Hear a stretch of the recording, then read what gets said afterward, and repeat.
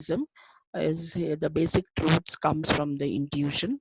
Inner soul leads to truth. The individual relationship with God is better. The nature versus self knowledge over soul. All nature is significant. Then individualism and goodness of nature. So your mind needs to figure out the great mysteries of life. So this is what they talk about, transcendentalism, and all this. The four members, core members, followed by Margaret Fuller. It's almost the identical, and she being the first American writer, lot of influence were there in her writings for the early transcendentalists. You can call them. Okay, so this is a bit of background I would like to give you before I go into the poem. You should know about Whitman, and to make the work easier, I have divided the work into 5 parts, Whitman's work. Okay, so what is Walt Whitman known as? There are many names which he's been called even till today. He's called as the Bard of Democracy, B-A-R-D, Bard, then Father of Free Verse, then Good Grey Poet, then Homespun Eccentric. These are some of the names which Whitman was called. And then to make his works easier, I have divided his works into 5. So I'll be talking about each one of that in a little while before I go into the poem, because you must know what kind of poet, how to understand his works, because Walt Whitman is not an easy person to understand. So a little bit of background I'll talk about. So talking about Whitman's life events, 19th century America, and in which he lived, and then what is he doing with American poetry. Then an American scholar is one who liberates American literature from British influence. This I have told in the past also. Just now I told that how they wanted to liberate their literature, because all this time they always used to look at the mother country, that is Britain, and the literature was heavily borrowed, ideas were heavily borrowed from the mother country, parent country, Britain. Now, an American scholar is the one who liberate American literature from British influence. This was also told, stressed by Emerson in his speeches in Massachusetts. So, a new literature that can be recognized as American. So, how can a literature be created that is American? So, how does Walt Whitman become a part of American Renaissance? Okay, so then how does Whitman become a part of American Renaissance? What is Whitman doing with the poetry? This is what we are going to talk about. The American literature began to be the voice in the 19th century, when novel poetry is still from England, written in America. How can they create American literature? We notice several elements which we can we have not seen before in his poetry. So these elements gradually congealed into a beautiful book of poems called The Leaves of Grass. Now, life events of Whitman. Born in Long Island, he moves to Brooklyn in childhood, and there he was influenced by Quakers. Quakers, a very important word you should know in this particular moment when you're talking about Whitman. Now, who are the Quakers? The Quakers believed in certain relationship with God. Okay, and it was a personal relationship with. Even now, you can find them in America. They dispersed totally, like the church was full of bishops, archbishops, popes, priests. So all that keeping aside, they felt that their relationship with God was more intimate, and not through the bishop, archbishop, pope, and priest. So Quakers believed in simple living. For example, even today, when people want to buy American furniture, which is very popular, you can see that their style of furniture is totally different. It is simply elegant, durable, with not much of ornate decorations and all that. Now, why were they called as Quakers? So when they were in a state of prayer, many of them got into a trance-like state. Okay, and when they got into a trance-like state, they started to quake or tremble. why the word Quaker comes from that. Okay, when you are deep into meditation, sometimes what happens, your body starts trembling. So that is called quake. Your body starts quaking. Probably the name of Quakers comes from there, and the deeply religious people they are. Very simple living. That is the model of their livelihood. Then why was he influenced by this Quaker thing? That is another question being asked. Quakers always believed in equality of all human beings. This is one point all of you should note, that Quakers always believed in equality of human beings. So all human beings were born equal and they had equal relationship with God. We are talking about a great deal of democracy attached to this, and these are the values passed on to Whitman, and he carried on with his life, being a democratic himself. Now, how did he start his life? So there are dual roles which he played. That was how many people in America lived. Begin a career as a teacher, he became journalist and launched his own journal called the Long Islander in 1839. Now, as a teacher, he was influenced by Shelley, and he was also influenced by Emerson, because, as I told you, the four core members of the Transcendentalist group, it was started by Emerson. Naturally, Emerson's books were influenced on them. So he particularly liked the quote of Shakespeare, teachers are unknown literature of the world.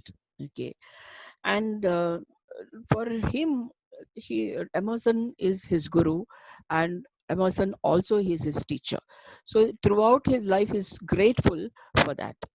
Then Whitman was also a teacher, a creative writer, artist, as he taught, and he also wrote poetry.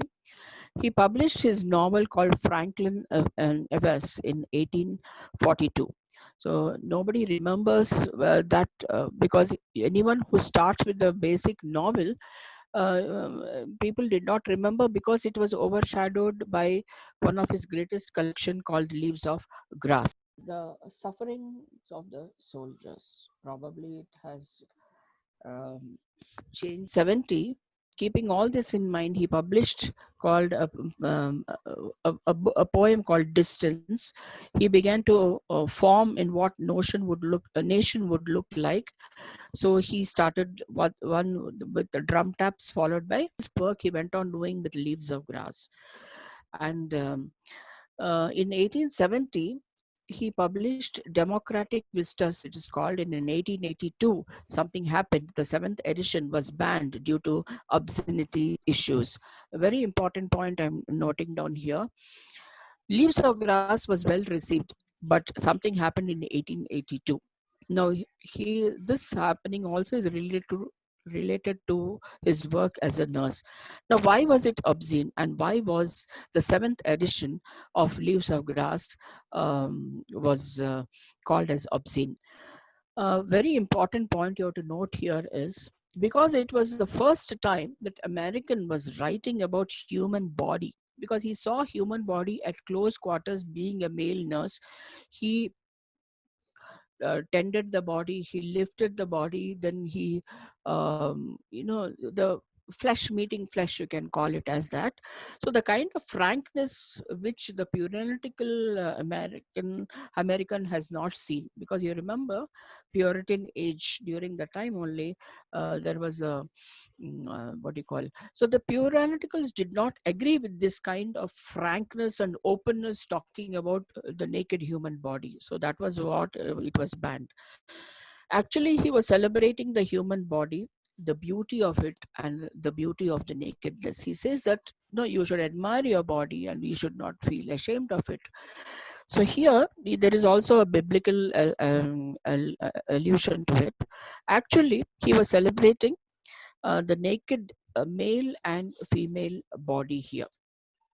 Okay, the Americans were deeply, deeply uncomfortable because of this puritanical upbringing, then nudist movement, modernist movement, which taught them to be extremely suspicious on nakedness, and which was added like go back to the Bible. So this was the kind of slogan which he has heard about it. So biblical allusions was that when Adam and Eve were in a state of innocent nakedness, and to be naked is to be closer proximity to God. This is what the answer Emerson had given. I'm sorry, Whitman had given. So the mindset of the American society changed, and that how the nakedness, which is supposed to be the maker of God's presence, gradually became the maker of shame. Okay, marker of shame.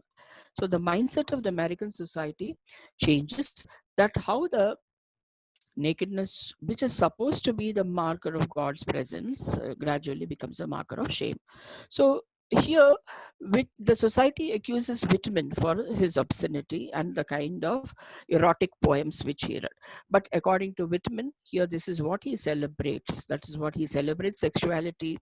He celebrates between men and women, and also sexuality between men as well. The What are Whitman's key ideas of his poetry? This is something which all of you have to concentrate. Very important is, now in the 1891, that is the last of the editions, called the deathbed edition of his poems, celebrating America as an ideal democratic nation. And this is, he looked up to Abraham Lincoln, a very popular American president at that time, and unanimously Abraham Lincoln was elected, and he became a democratic leader. So democracy was upheld in America. And during that time, he has written a beautiful poem called A Song of Myself, which is an iconic poem of Whitman. And democracy during that time was primarily equality to men. Then women really need not come into the picture. Women always played a second role. They were always put into their place, that it is the duty of a woman to be in the kitchen and take care of the family, all such things. Then he spoke about democracy, which included all kinds of people. So, what is Whitman's idea of adhesiveness? Adhesiveness, very close, intimate, emotional bonding between men. So, the poems like What I Heard, The Close of the Day, We Two Boys Together, these are the poems which talks about the proximity of men here. Then another important concept of Whitman's poem is it. This poem, what he had written, that is, I quote, um, when I heard the close of the day and boys together are clinging, it sounded more homocentric and homoerotic and homosexual. So this is the kind of poems he was writing at that particular time. So let us look at another section called the Calamus section of poems. We find enormously erotic poems. This calamus is referred to a plant. And when you look at the plant, it looked like a male organ, an upright male organ. And when people objected to this kind of uh, wordings which he has given, and according to him, he says it is a masculine energy. That is what, according to him, he talks about the erotic energy or the sexual energy. Nothing to be ashamed of, and it is also connected to the vivacity of American society. So he had his own notions of why he has written all that. So he, though he was heavily criticized, but he became even more popular, and some of them were. Excuse me. Okay. Then, what are the key ideas of his poetry? As I told you in my previous sessions, it is just a minute. I'll just mute myself 1 sec. Okay, so the key ideas of his poetry is very important here is irrespective of gender and race, glorification of human body. So based on that, he has written a poem called I Sing the Body Electric. So human beings should take pride in their bodies, should celebrate their bodies instead of being ashamed of it. Now, another important key idea of his poetry was opposition to slavery. Okay, we can see the confluence of two things here. One is transcendentalism and one is realism. So transcendentalism is, as all of you know, it is a late flowering of romantic movement in America. You have all noticed that he has an intimate relationship with nature, and it can be seen in his poem, The Mammoth Work,